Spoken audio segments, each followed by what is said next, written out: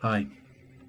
Having covered a general introduction to meditation, or stillness as I prefer to call it, I needed to do a bit more on constancy before bringing introductory stuff to an end. As you will recall, constancy is about watching your thoughts, memories and feelings, but especially your feelings. Watching those for every minute, every second, every hour, every day, for the rest of your life. And the reason you're looking at your feelings all the time is that that's the only way to be sure you can allow the deeper feelings inside you to come out, as opposed to just thinking up clever ideas in your mind. Now, we did some introductory things like holding the stone in your hand for a while to help you focus on the constancy practice, watching your feelings all the time. There are some other things you can do which help the constancy process. They are called holding and drilling. Now, holding is, again, it's a temporary technique. You don't do it all the time, but you hold a question, and it works counterintuitively because you are not asking yourself a question and then devising an answer. You are asking a question and watching what your feelings are afterwards. So, for example, you might have a question like, what is the meaning of life? And you might think of lots of clever things to answer that question in your mind. But you just watch those. You hold the question, and it's a bit like a magnifying glass for your constancy, because it provokes the feelings, and it's the watching of the feelings that counts. But it could be anything. It could be, why is there suffering in the world? Why am I not happy? And again, you might find your mind coming up with lots of answers as to why you are not happy. But what you're doing with the constancy practice and with holding is that you are watching the feelings that are evoked.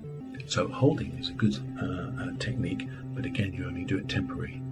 Now, there's a second kind of holding, which involves looking at a list of questions. And the film that follows this one deals with a list of questions, but it's the same principle. You are holding a question. You are not trying to find a solution to it. You are observing the feelings. The second technique that's quite useful is called drilling. And again, it kind of goes counterintuitively, but it is a standard brainstorming technique that's used in problem solving all over the world and has lots of different names. I call it drilling because it's like you're drilling down. And this is where you are trying to find a solution and an answer of some kind. And what you do in drilling is that you pose a problem, such as, I do not have enough money to live on. And instead of coming up with solutions, you put the solutions and the solution finding aside for a while, and you paint a picture in your mind as vividly as possible of what the perfect solution would be. So, as much money that you would be comfortable and happy, or maybe even more. And then what you do is, having idealized the perfect situation, you then work backwards from that perfect situation, and you work out what would need to be in place for that perfect thing to happen. And so you start off with where you are, your problem, and then you work out the ideal solution, and then you work backwards from the ideal solution, asking each time what would need to be in place for this to happen. And you keep doing that until you get back where you started. When you've done all that, you've got a plan. Now, this is useful for constancy because it can give the mind something to do. And I think that it can be useful providing you don't do it too often. So if you're finding yourself in your constancy practice constantly thinking about your problems all the time, then decide to do something about your problems, and drilling is a technique you can use. So, just to recap, holding. You are holding a question, but not trying to work out the answer. You're holding a question in order to see what feelings are evoked. If no feeling comes up, put it aside for a bit and try it again later. When you hold it, you might say a question to yourself in your mind, say 2 or 3 times a minute, as often as you can remember to keep doing it.